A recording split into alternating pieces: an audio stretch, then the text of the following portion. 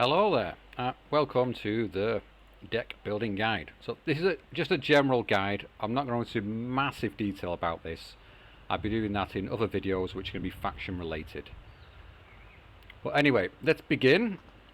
And first things you want to look at really is when you're going into a new deck is look at the slots and what kind of things have got available. Here we can see quite clearly there's lots of tank slots available. 1, 2, 3, 4, 5 at one point, so we can get a good amount of tanks in here without too much issue in taking up activation points. Recon tab, really weak, not a lot going on, but it's 1, 2, 3, fairly standard. There's one 5-point slot here which you really don't want to be using. It's a big waste of points. 4 is a bit much, and generally you want to be thinking about filling in the number 1 slots and at least one number 2 slot to get the backbone of your force in place. Now, I would usually start with the infantry tab. Well, first I would start deciding which income to choose. But I will go over this a little bit more in a moment. Generally speaking, when it comes to 1v1s and tournaments and that kind of thing, I think Maverick has a little bit more edge, gives you a little bit more to work with. But balance can work fine as well. Vanguard is alright. But yeah, Juggernaut's more for team games. Flatline is just no good for anything. V for Victory, again, it works can work in 1v1, but you're more likely to see it in some team games more than anything. But anyway, this is not really massively important. I will just put Maverick because this is what I'm used to building most of the time, to be honest. I do have balanced as well, so I do play some team games. But anyway, the first thing I would look at is the infantry, and I would look at, I've got 3 cards of these, 3 cards of these, got 1 card of these, 3 of these, 2 of these. Alright, first things first, which unit has double light machine guns? This has 1 machine gun, this has none, this has none, so I know these are like CQC range. Always check out the ranges. Cavalry DP, you got 2 light machine guns, and as you get more familiar with the decks and the factions, you will kind of know what's got what. So here you can see this is sort of the main backbone, so we don't probably want to be putting these in A. Again, this will relate back to what kind of income we want. So if I was going for a Maverick income, which I am doing now, I'll probably put these in B, maybe at no vet or at 1 vet. If I was going for something more Vanguard, or I wanted to push more in A phase with a Maverick deck, then I'd probably put these in A without any vet. Or if it's Vanguard, maybe I would up vet one of them. It just depends on what your game plan is, really. There's no right or wrong way to do things, but there's definitely right or wrong ways to build your decks. And generally speaking, let's just throw things out here. So Gavardia is like, that's mostly what I've got most of. So chuck 1 in A, chuck 1 in B, chuck 1 in C. Then I say now I want to have these in B. I think I put them at 1 vet, so maybe I don't need this many in A. So instead, I might put another Gavardia in A phase. And if I do that, then I've got 18. Maybe that's a bit too much, so I up vet. And then I've got 2 there. Then I want to have a Superi as well, possibly in A. Then I've got my basic backbone going on here. But then it's like, oh, Tankos, I might want those. Oh, chuck those in because they're good in CQC. So it's kind of what you're planning to do in what phase of the game. Generally speaking, you want to go for more sort of CQC, as in close quarter combat fighting infantry in the A phase. So with the TNT, with the Molotovs, with the submachine guns and flamers. You want this in A to sort of grab the flags, hold the flags, keep them going for the first 10 points. Maybe push a bit if you have to. But that's really the mainstay of what you're doing.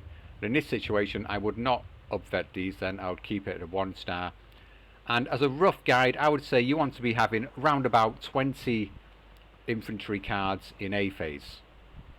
And really, you want to be taking a leader as well in A phase. And of course, the trick is with the leaders, as you see, do I want to spend 3 points here on another leader unit, or I can just go to the artillery, put these in B, then I get some more leaders in that sense. So that's to cover that. Now this is a pretty decent division spec. It's a kind of middle of the road division, fairly good. So the big issue we have here with our infantry, we got a lack of light machine guns. So when we're engaging in combat with other infantry squads, we're not going to fare too well. So you need to supplement that. You need to think about what you're going to do.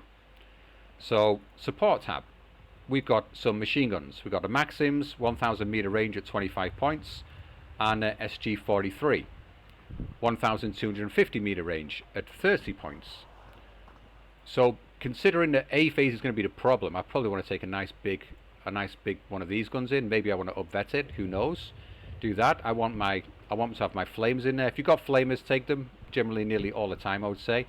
And I've got the possibility of taking a support gun too, which can also, this particular gun, the OB-25, does have heat shells on it as well, with 1500 meter range, which isn't too shoddy. It's got a good rate of fire. It's only got 5 heat shells, but it can deal with some light armor fairly effectively, even kill some medium tanks. So these are worth thinking about. And whilst we're in the support tab, you want to be taking at least one card of supplies. There are exceptions where you bring them with other units, but generally speaking, that's what you want to be doing. No matter what you're playing, Maverick, whatever, balanced. If you play more team games, then you might want to have one, bring some units in that carry supplies and then put this card in C, or have a B and a C card. Just depends on what's going on, really. Again, now we'd look at the AT tab. We see here there's no light AT guns in here. We don't have the M42. These are all more long-range ones. I only get 3 of them. I can't bring them in on very fast transport, so that's an issue. And again, this guy is more just dedicated to killing tanks, nothing else. So again, this is where the OB-25 will come in handy. So it can act as a bit like a light AT gun in A phase, as well as helping support infantry, which you will need when you don't have that many light machine guns in your infantry. So I'd bulk them up. Maybe I'd even go a bit more crazy. Maybe I'd throw some of these in as well, give it a bit more oomph. Or I might even do something like this. Instead of bringing them in bring them in the half tracks. These can also help support my infantry too. So these are the kind of things you want to be thinking about. And then thinking about that, so actually, let's look in here. Could I bring these in half tracks? So there's 6. So yes, I could. So that would be a better idea, wouldn't it? So I'll get rid of this. Yeah, always check. There's not many divisions where they do have plenty of half tracks on the Soviet side. So instead of this, I could bring these in on a half track, so it would give them a bit more long range power, because it's basically got a light machine gun on it. Well, in this case, it's not a light machine gun. It's a yeah, it's a big old machine gun. It does a hell of a lot of damage, so this could be really good for me. But then it's a question of, do I want to be spending 35 points for infantry in A phase when I could be spending 20? I might need something to shore up the line. So you have to make these kind of decisions on what you want to do. So I might do this. So I might just add another card in and do this, and then maybe I want these at extra veterancy instead of doing that. But there's different things you can do and muck around with, basically. So it's how do I want to deal with the problem of not having so many light machine guns? Another option, of course, we can go into the artillery again. Some mortars, they're always going to help you out. So if people are pushing you in forests and things, or in towns, you can lay down some smoke, bring in reinforcements that way. Do some suppressive fire. Always going to come in handy, some mortars. In some of the Soviet divisions as well, you get these like tiny little support mortars, which are really cheap, and you can bring them in and they can do a lot of work and help support where you don't have the light machine guns. So it's to make up for that. Other options to make up for it, of course, if you've got some decent bombers. So these could come in. 100 points is a bit much, so in A phase you'll be able to bring some in before the bigger AA networks up. Or you might want to bring some of these in, a bit more sturdier and more likely to survive. It's entirely up to you. So that's the kind of thing I'm thinking about. Now, moving on to the recon. Here, generally, I want to be taking, usually at 1 star vet if I can, and I get 3 of them. And if I can bring them in a little transport, I probably want to do that, because then I get 2 recon for the price of 1. Just gives me a bit more vision, and vision is really important in this game. A piece of light armor that has reconnaissance abilities as well, very good. This particular one, the BA-10, is a very good unit indeed. Very cost efficient, just 25 points, does a lot of work. And of course, the Razvedska acts as an AT, which I'm going to go into right now. So yeah, if you've got bazookas in your division, you want to be taking bazookas somewhere in some sense. Like most of them, the Soviet divisions, if you go to the anti-tank, they just have the PTRS. But I mean, there's a massive variety across all different factions. And now, AT, you want to think, well, what tanks have I got to kill tanks? So these things have not got much range on them. Always check out the range here, 1,500 meters. Whereas the T-34-85, the 44 version has 2K range, so these are going to hold up. These are going to do well for me. I can even bring in a leader one as well in B, that'd be nice. These can sort of bulk out my unit, help support infantry, do whatever. I can vet them up. And these all cost 1 point in these slots, so I can bring in a good amount. I could even maybe go for one more if I want later on. Also in terms of armor, in your support tab, always check it out. You might have a unit like this. It's got decent frontal armor. It can act like any armor is going to be decent in your game. So if you're lacking in your tank tab, it doesn't, or there's only a few slots in here, it doesn't mean it's bad in terms of armor. You just need to check out what exactly you've got. If it's just T-34-76s, then it's like, that's not so good. But then if you check out your support and you've got a couple of these, then it's like, actually, maybe I can make this work. And then you make up for your lack of tanks by complementing it with the AT. Now, that would be just about that, and it would lead me straight into the AA. So in some cases, you do have AA guns that do AT damage as well. This one doesn't, but some of them do, so you can use them as anti-tank weaponry too. Particularly, I'm thinking on the Axis size with the Flak 41, it's really good at killing tanks. And it's got 2K range in it as well, which is particularly good. Anyway, so again, most sort of divisions, the bog standard run-of-the-mill stuff you're going to have is something like this, a 37mm or a 40mm. And it's your choice again. You can put 1-star vet or none. You can have 3 in A and then maybe I'll vet in B instead, or maybe I want more in B. Do this. And in this division though, we do have a 25mm, which are particularly good. So maybe I want to bring those in A, and that might just be enough. I might think, oh yeah, I can get through A with just these 6 of them, and I'll maybe up-vet them. Depends what I want to do. And there's not many slots here, but you've got enough. You just need, if you had like this, let's just change this a bit. This, like that is solid AA. So you've got decent vet in A, hold things off. Bring these in B when you're probably going to have more leaders out. You can put them near your AA to boost them up. Give them that extra bit of veterancy and accuracy, which does make a big difference. Now, if you lack in AA, then you want to think about what can I do to guard my skies. So you're going to want to bring in some fighters like these. There we go. So I might go heavy into fighters in A phase like this, and therefore I think, oh, I maybe don't need this. I'll try and bait things in. Just use these to suppress a bit, and then try and finish them off with my fighters. And then you'd be opening up the sky, so maybe want to bring some bombers in after to fill in that gap. So you could do something like this instead. Again, there's not one way to do it, but it's thinking about balancing your division and what you want to do where and when. And now you could even do something a bit more crazy. You could go for, actually I'm going to take away all these fighters here. I'm going to take away most of this. I'll just have, yeah, strong AA there, strong AA in A like that. I'll put these in B, maybe put them at 2 vet. I'll go nuts. I'll just play Maverick deck and just relying on this. Then for my air, I might just have, well, I get 3 of these, so I just chuck them in. Then I might go, I know, I'm going to get 5 of these in B phase. Or maybe I get 8. I go absolutely balmy, and I just do massive, crazy bombing runs in B phase, bring out my fighters, start harassing, go for a big air play. Again, you could do this, there's nothing wrong with that, but if you're going to do this, then you're going to think, well, how am I going to deal with the enemy's AA? Artillery. So you need to check out what you've got in the artillery tab and how you can deal with AA. Off-map could be an option in A phase for getting rid of some pesky off-map, pesky AA. 90mm are good. You're probably not going to be buying out 6 of them, to be honest, so I would generally up-vet them if you bring them in B. Just get an extra rate of fire. They've got decent range. But if the artillery is even further back, then you've got these big boom guns you could use. Again, you might be wanting to bring one out in A, get it ready to do its business, and then bring some of these guys out in B. Maybe have one of these in A as well, like so. Then you're getting yourself set up. So get rid of their AA once you brought some fighters out. probably probe around the skies a bit, destroy their AA, and then jump in. Again, I'm not saying that's a particularly good thing to do, but it's an option, but you need to plan ahead on what you're doing. Now, I think that's about that. Let me just go to another division. See, that was a more tank orientated division, so let's go to something a little more off the beaten track.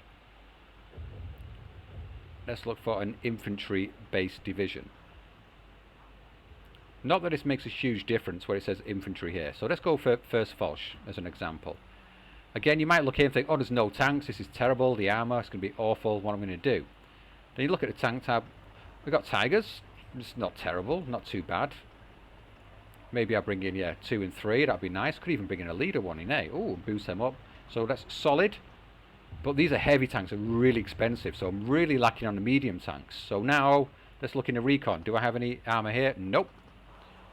Support, do I have anything here? Nope. I've got an LG42, which is really good at killing tanks and infantry. So that would do me good in A. So I've got nothing to kill medium light tanks effectively, cost effectively anyway. These are expensive. So what have I got in terms of anti-tank? Oh, I've got a Jagdpanzer IV here, fantastic. I probably don't want to upvet these, I just want to keep more of them, but it's still fairly expensive. I've got a Panzerschreck, that's probably going to come in super clutch. I've got a little mini pack here, 65 millimeters pen. Okay, they're going to do nice. I'll bring someone in. Pupchin, they can destroy anything if they get close enough. I got one of these too. And then I can bring these in B phase if I need them to kill bigger stuff, like so. But yeah, I've made up for my lack of tanks here with the anti-tank tab. But I've spent quite a lot though. But I've also got the LG to help out. I've also got an IG-18 here, which, like the OB-25, is a little similar. It's got the heat, it's got 75 millimeters pen, which is not as good, but 25% accuracy, same kind of range, rate of fire, so that could come in handy for killing some light armor too. Maybe I'd go for this in A, maybe I'd go for it in B. Probably in A, to be honest. And of course, always chuck one of these in. And while we're here, in second tank it's a little bit more unusual, but generally speaking, when you're taking a commander, which is a good idea, you're probably the only time I wouldn't take it, you'd have to upvet a lot of your infantry and keep things at quite elite, and you still want leaders in there to stop the surrenders. But these things are always useful, and I tend to bring in the infantry ones because they can just hide more easily, as simple as that. There are exceptions, as you saw with the second tank, they don't have an infantry option. Now, you see with this division as well, look, 1, 1, 2, 2, 2, 2, 3, so like really, really good in the anti-air tab here. Got lots of options. And let's look at this. No AT capability. This one's got AP. 2,000 meters. So there we go. That can help deal with some tank situations. Maybe I want to bring this in A. Maybe I want to bring one in A, one in B. 20 mils. Generally, I would say no, not particularly good. Don't bother with them. If you're going to take them at least 1 star and then get them upvetted as soon as possible. You need 2 or 3 to do any decent work. And you've got your 37 mils. These are good. So I'd probably bang them, maybe bang them in A, and maybe bang another load in B, like so.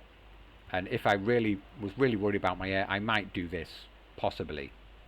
And it's worth looking at the transports as well, because sometimes you can get some AA transports with your AA, which makes the 20 mils that bit better, because you get a double whammy 20 mil. Give it 1 star, you get 2 20 mils at 1 star, so that's okay. Now see here, plenty of infantry. So like I was saying, if I was playing a kind of a Maverick deck here, then I've got lots of cheap infantry here, as you can see. So, I can't upvet these, which is unfortunate. So I can go 1 in A, 1 in B, 1 in C. Bang, bang, bang. So that will keep me going in C on its own. I've got the Fallschirmjäger. Now these are really powerful, but really expensive. But everything else is cheap, so it's a good complementary thing. And I would tend to probably upvet these, like so, and then maybe upvet them even higher in B, maybe take 3 like so. Pioneer, more CQC, probably going to want that in A. Sostruppen as well, same kind of deal going on here. And you've got your general backbone, maybe I want a bit more flamies going on in B, like so. And do I have flamers in my support tab? Yes I do, so bang them in. So we've got flamers in A, flamers in B, and extremely solid. But obviously I wouldn't have 97 on a Maverick deck. That's a bit of an overkill. Generally speaking, on a Maverick deck, I'm looking to have sort of 65 to 75, somewhere in that ballpark. And if we look at my A phase here, I've got these units are not as big. It's only a 6-man squad, so it's a bit of a half a unit really. But I've got 6 here, 11, 9, 20. Then I've got these half ones here, so that makes up for it. In B phase, you can see I've got 18 here, 8 here, 8 here. That's a bit too much, isn't it? Probably don't need this. Probably want to be going in for the super kill with a Fallschirmjäger and replacing them with a leader or something in A phase. And as per usual, like I was mentioning before, the artillery battery leaders, there we go. So that is what you want to be thinking about. Also, I will go into more detail about different factions, and I might mention here, there's an option here for the Kubel MG. You might want to do this if you're really kind of desperate for recon. You just have this and that's all, and you don't want to take anything else in. But you probably want to hunt out and take out things like this. Extremely expensive unit, but could come in handy. There's all sort of things to look at. Again, if we've got this much AA, do I need to buy any fighters really? Well, as we look at this division, we do have one card of fighters here. They're bad resilience, so not going to last under heavy fire, but they can kill things fairly effectively and they're really fast. But they're quite expensive, and if I'm investing a lot into AA, maybe I don't want to do that at all. I've got these fighter bomber options, which are bad resilience. They can do a bit in the air as well. So, and you get 3 of them. So, yeah, maybe I want to do that instead. Maybe I want to invest a bit more into more bombers. And we've got another bomber here. Get more bombs. Just go bomb, bomb, bomb, bomb. Not worry so much about the fighters. But we do have a card here. Generally speaking, you would always want to take at least one card of fighters somewhere. But with a division like this, where you've got a ton of AA, as long as you're bringing it out and you're keeping it safe, and the map suits the AA where you can get shots in, then yeah, you might not go for this, but you would at least want to have a fighter bomber in to act as a fighter if you really need it desperately. Other things you'd like to do, if you can get air recon, really good option. This one is not a particularly good option. You get 2 of them. They're going to die very quickly. They're really slow. Actually, this is not too slow actually, but it's not the best. There's much better options. Very bad resilience. I mean, it's going to get shot down with like 1 bullet or something. So you want to be looking at something else, like where should we go here? I can't think of any that has recon planes. Oh, I know Lovas does, so I like to play them. So yeah, different recon options here, and in the air, these things are really nice. They can drop bombs as well, so that's quite handy. And you get 4 of these, 40 points, very good resilience, pretty fast too. So these are going to be very reliable reconnaissance planes, which will help you right at the start. If you've got 40 points to spend and throw this out just to see what your opponent's doing, where he's deploying, very, very, very helpful indeed. So always try and bring those in if you can. And while we're in this division, it's a little bit different. Another one which is all about the infantry tab. And here, like, no single light machine guns, but in this division you've got these guys. They've got triple light machine guns, so clearly very, very good. MG42, you've only got 1 of them here, but it's a decent light machine gun. But these are the babies you want to be going for, and it's a 16-man squad, so extremely powerful. Always look at the strength of the units as well. So hopefully that's useful. I'm going to be going over each faction, like I said, and go into a bit more depth on what they have available to them. This is just meant to be a general overview, and what you need to take away from this is you want in your infantry tab, you want your more CQC units like submachine guns, flamers, Molotovs, TNT, like this, the high explosives. For close range combat, you want them in your A phase for the most part. I'm not saying don't have any in B, but you want them in the A phase for the most part. Then you want to look for whatever has more than one light machine gun like these, and you get 3 cards in this division, so you can go to town with these, maybe take 2 in A, 1 in B. You can have plenty of them. And then the rest of your mainline troops, again, these are 30 points, so they're quite expensive. But you've got some more mainline troops like this. Again, another bulky squad, 16 man. Chuck some of these in. Yeah, you're laughing with that. You're looking really good. And the only other thing to keep in mind when it comes to AT capabilities. So the Lovaas has a Panzerfaust. The Husarok here has an anti-tank grenade. Some divisions are really lacking in AT capabilities within their infantry, so keep that in mind. And again, if you're lacking in that department, then you go to your AT tab and you look, what have I got here? I've got a bazooka here, I've got an anti-tank rifle here which can deal with some light armor, so I've got those options. I've also got more light machine guns here to help me out too. And you might want to look in your recon tab as well. Do any of these units have any AT capabilities? They do not. But as you saw in the previous division I looked at, the 1st Fallschirmjäger, they do have AT capabilities, a bazooka in their recon. So have a quick look around and see what you can see. I think that's about it. I don't want to go into like crazy detail. And I think just over 25 minutes, that's enough. If you've got any suggestions, of course, leave them in the comments, whatever. I'll take them into mind. Maybe remake this video if I need to do. But the next one I'm going to be going over is the Soviets. I'm going to do the Soviet divisions first. Not all of them, just generally as a faction, what they have, how to build them, the pluses is and the minuses. The pluses is and the minuses is of each. And then I'll go and do the same for the Axis, the Germans. And then I will lead into the other ones after that. Okay, hope that's useful for you all. If not, then scream at me and tell me, and I'll try and do better. And bye-byes. See you in the next one.